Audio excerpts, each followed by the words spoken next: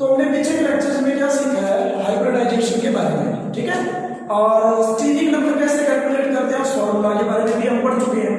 अब मैं आपको एक सिंपल मेथड बताता हूं कि जिसके थ्रू आप हाइब्रिडाइजेशन कैलकुलेट कर सकते हैं, स्टीरिक नंबर कैलकुलेट कर सकते हैं। ये पता चल जाएगा किसके अंदर कितने लोन पेयर है, किसके अंदर कितने बॉन्ड पेयर है, और उसकी उस मॉलिक्यूल की शेप या स्ट्रक्चर क्या बनने वाला है। तो देखिए इसके लिए कुछ एग्जांपल लेते हैं। सबसे पहला एग्जांपल हम लेके चलते हैं वाटर का, H2।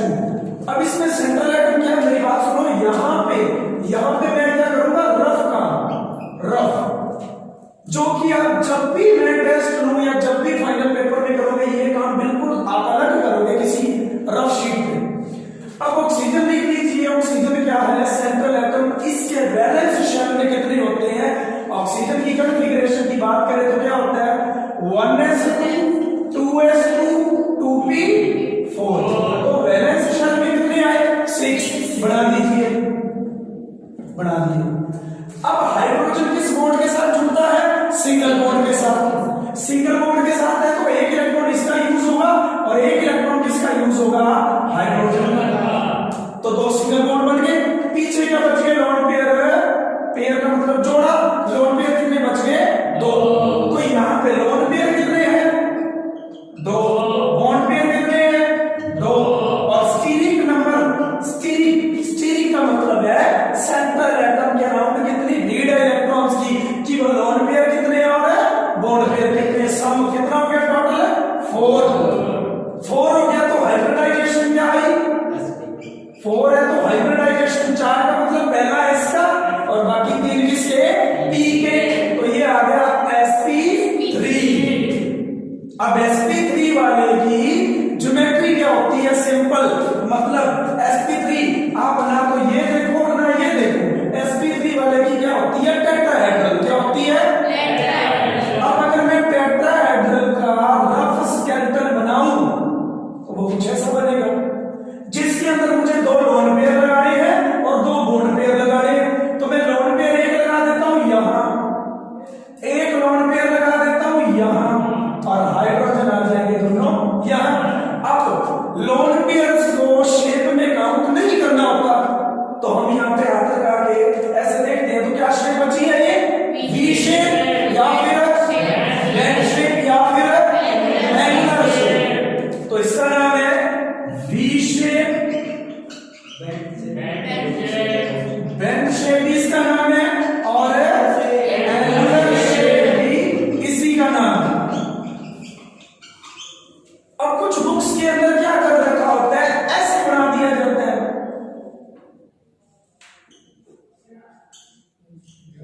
ये भी गलत नहीं है। ऐसा क्यों हुआ, लोन पेयर के रिपल्शन की वजह से ऐसा स्ट्रक्चर बन जाता है, इसको काउंट नहीं करना, इसको भी वी शेप करेंगे।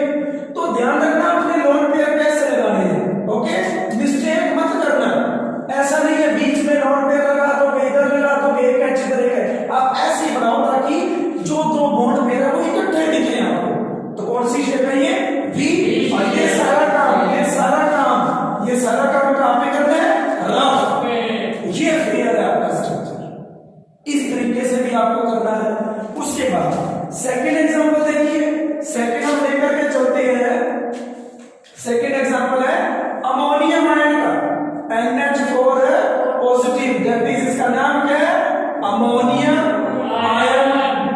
अब नाइट्रोजन के वैलेंस में कितने हैं, नाइट्रोजन के वैलेंस में कितने होते हैं, 5, नाइट्रोजन के वैलेंस में 5 है, 5 बना दिए। सिंगल बॉन्ड के साथ जुड़ने वाले कितने हैं, 4, हाइड्रोजन सिंगल बॉन्ड से जुड़ते हैं, पॉजिटिव किसके ऊपर है, नाइट्रोजन के ऊपर, मतलब थे तो 5 लेकिन एक इसने क्या कर दिया, डोनेट कर दिया, रह गए कितने, 4। तो हम क्या करेंगे, हाइड्रोजन चारों के चारों सिंगल बॉन्ड के साथ जोड़ देंगे, कोई लोन पेयर बचा ही नहीं। तो स्टीरिक नंबर में सिर्फ और सिर्फ क्या है, sigma bond pair, sigma count करने होते हैं, पाई को हाइब्रिडाइजेशन में काउंट नहीं करते। क्यों नहीं करते, क्योंकि pi bond pure P orbital की साइडवेज ओवरलैपिंग से बनते हैं, जो बने प्योर से तो उनको हाइब्रिड लेना ही क्यों। तो इसका मतलब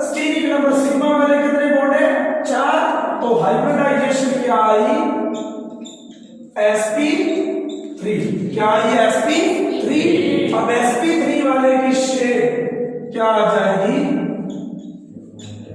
टेट्राहेड्रल। मैंने पहले ही लिख दी क्योंकि लोन पेयर है ही नहीं, लोन पेयर रहेगी, रेगुलर ज्योमेट्री बनेगी, रेगुलर ज्योमेट्री बनेगी NH, और टेट्राहेड्रल से आप क्या करोगे, चारों के चारों H जोड़ दोगे, लेकिन ब्रैकेट लगा के सारे के बाहर पॉजिटिव जोड़ लगाओगे तो बनता है परफेक्ट स्ट्रक्चर। थर्ड देखो, ये नोट कर लो, नोट करो इस तरीके। थर्ड एग्जांपल देखो, आप क्या करोगे, मान लो मैं ले रहा हूं ज़ीनोन डाइफ्लोराइड XeF। अब ज़ीनोन के बैलेंस में कितने होते हैं, नोबल गैस है, कितने होते हैं 8।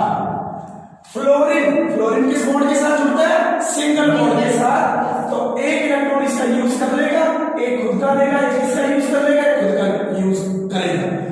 लोन पेयर कितने बच गए, 3, तो स्टीरिक नंबर कितना है, लोन पेयर कितने हैं 3, बॉन्ड पेयर कितने हैं 2, तो कितना आया टोटल 5। अब 5 है तो हाइब्रिडाइजेशन बताओ मेरे को, sp3d। sp3d वाले की क्या होती है, अभी नाम ने लोन पेयर देख लेना, बॉन्ड पेयर sp3d की तरफ नजर रखो, क्या होती है इसकी इलेक्ट्रॉनिक ज्योमेट्री, tpp। क्या होती है, ट्राइगोनल बाइपिरामिडल। लेकिन अब ट्राइगोनल बाइपिरामिडल का रफ स्केलेटन तो है ये, जिसमें 3 इक्वेटोरियल और 2 एक्सियल बॉन्ड होते हैं। एक्सियल बॉन्ड लेंथी होते हैं, इक्वेटोरियल छोटे होते हैं। लेकिन लोन पेयर को कहां रखना है, जहां पे बॉन्ड एंगल ज्यादा हो और इमल्शन कम हो, और वो कहां होती है, इक्वेटोरियल पे, क्योंकि इक्वेटोरियल पे बॉन्ड एंगल कितना होता है 120 डिग्री, 120 डिग्री ये, और फ्लोरीन हम लगा देंगे यहां। तो ये कौन सी शेप है, ये रफ बनाया हुआ मैंने, और ये फेयर है। कौन सी शेप दिख रही है आपको, ये यहां पे अगर मैं हाथ रखूं, क्योंकि लोन पेयर को शेप के अंदर काउंट नहीं करते, कौन सी शेप दिख रही है, लीनियर, लीनियर। तो अगर आपको हाइब्रिडाइजेशन से इलेक्ट्रॉनिक ज्योमेट्री पता है तो शेप आप बहुत आसानी के साथ कैलकुलेट कर सकते हो।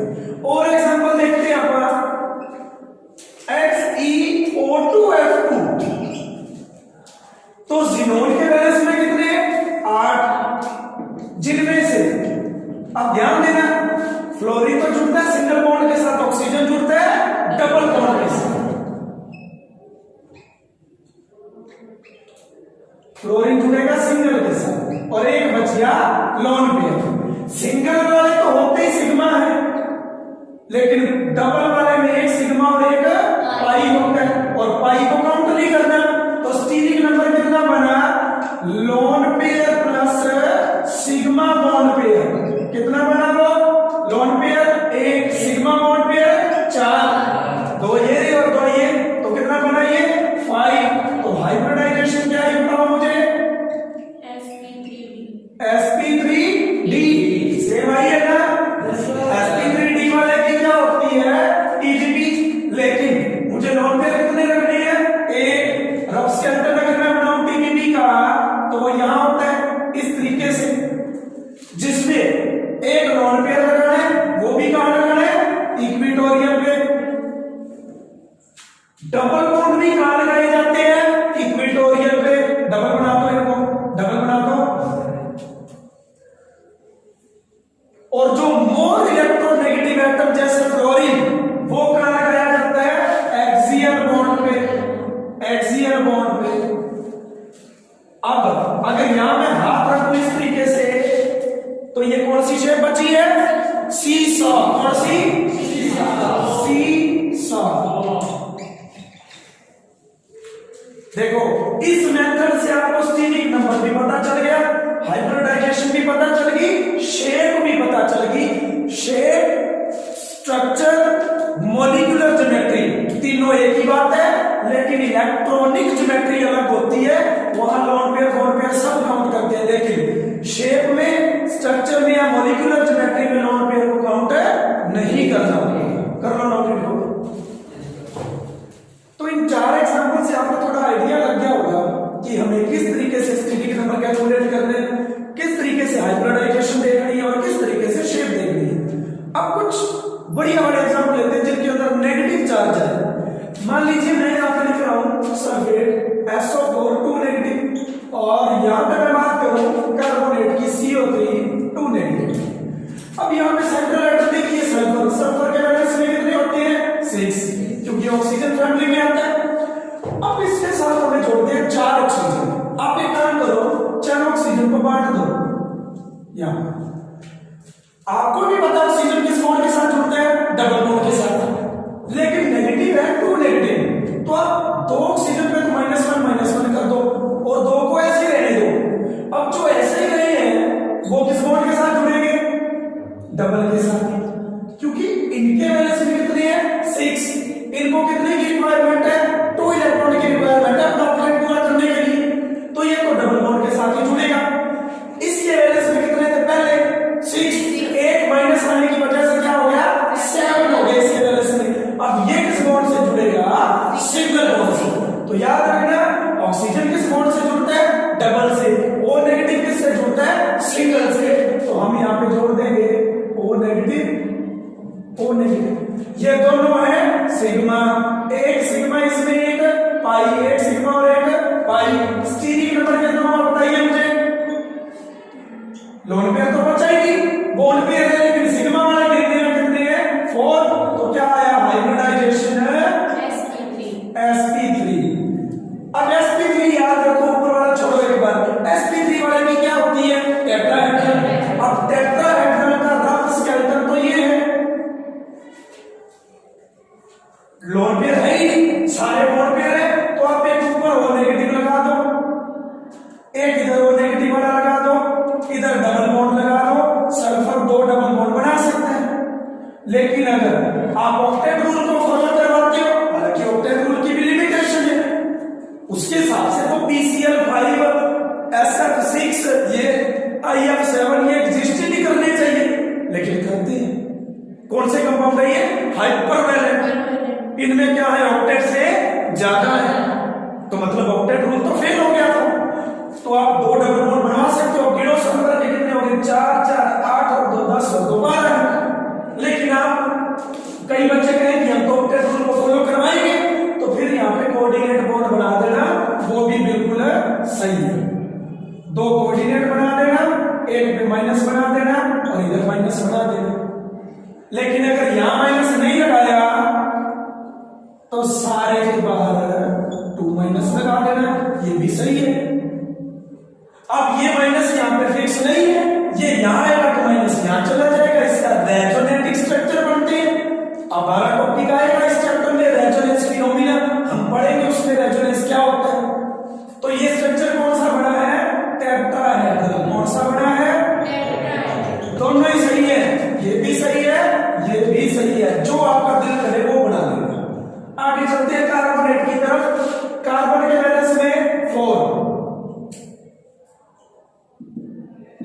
कार्बन के बैलेंस में 4, 3 ऑक्सीजन है, बांट दो, जिनमें से एक ऑक्सीजन पे माइनस, दूसरे पे भी माइनस, तो माइनस वाले तो किस बॉन्ड से जुड़ेंगे, सिंगल से, और ये वाला किससे जुड़ेगा, डबल से। डबल वाले में एक सिग्मा एक पाई, सिंगल वाले में दोनों के दोनों सिग्मा। तो स्टीरिक नंबर क्या हो गया, स्टीरिक नंबर क्या हो गया 3। तो हाइब्रिडाइजेशन क्या आई, sp2। मैं फिर कह रहा हूं ये रफ है, रफ है, एक बार अपनी कॉपी में बना लेना, लेकिन जब फाइनल पेपर में लिखोगे ये बिल्कुल भी नहीं बनाना, रफ काम पे करना है। हाइब्रिडाइजेशन आ गई तो शेप क्या बनी, कोई लॉन पेयर नहीं है, तो शेप आई ट्राइगोनल प्लेनर या फिर ट्राइएंगुलर प्लेनर। प्लेनर वर्ड जरूर लगाने। कार्बन यहां, डबल बॉन्ड एक यहां, इस ऑक्सीजन पे माइनस, इस ऑक्सीजन पे माइनस। अब माइनस यहाँ फिक्स नहीं है, ये भी रेजोनेंस फिनोमिना शो करेगा। हो सकता है ये यहाँ के डबल बना ले और माइनस यहाँ चला जाए, करेंगे रेजोनेंस फिनोमिना। लेकिन एक बार आप इतना करो, और हो सकता है ऐसे बना रखो, एक डबल बना रखो, O लिख दिया जाए और सारे का कितना लिख दिया जाए 2 नेगेटिव, दोनों ही सही। कर लीजिए इनको भी। तो 2 एग्जांपल और देखो। PCl6 नेगेटिव मान लो, अब फास्फोरस के बैलेंस में कितने होते हैं 5, क्योंकि ये किस फैमिली में है, नाइट्रोजन फैमिली में। अब ये माइनस या फिर दो मतलब हो सकते हैं, या तो ये माइनस क्लोरीन पे है जो साइड एटम है, और या ये माइनस सेंट्रल एटम फास्फोरस पे। मान लेते हैं ये क्लोरीन पे है। अब क्लोरीन के वैलेंस में वैसे कितने होते हैं, हाइड्रोजन है ना 7 होते हैं, माइनस का मतलब एक और आ गया तो उसके वैलेंस में कितने हो गए 8। अब उसको ऑक्टेट पूरा हो गया तो वो जुड़ेगा क्यों इसके साथ, तो इसका मतलब क्लोरीन पे नेगेटिव नहीं हो सकता, तो ये नेगेटिव किसके ऊपर है, फास्फोरस पे। अब उसके वैलेंस में 5 थे, नेगेटिव का मतलब एक और ले लिया तो कितने हो गए, मैं यहां पे लिखूंगा कितने 6। अब आप जोड़ दीजिए इनके साथ 6 क्लोरीन,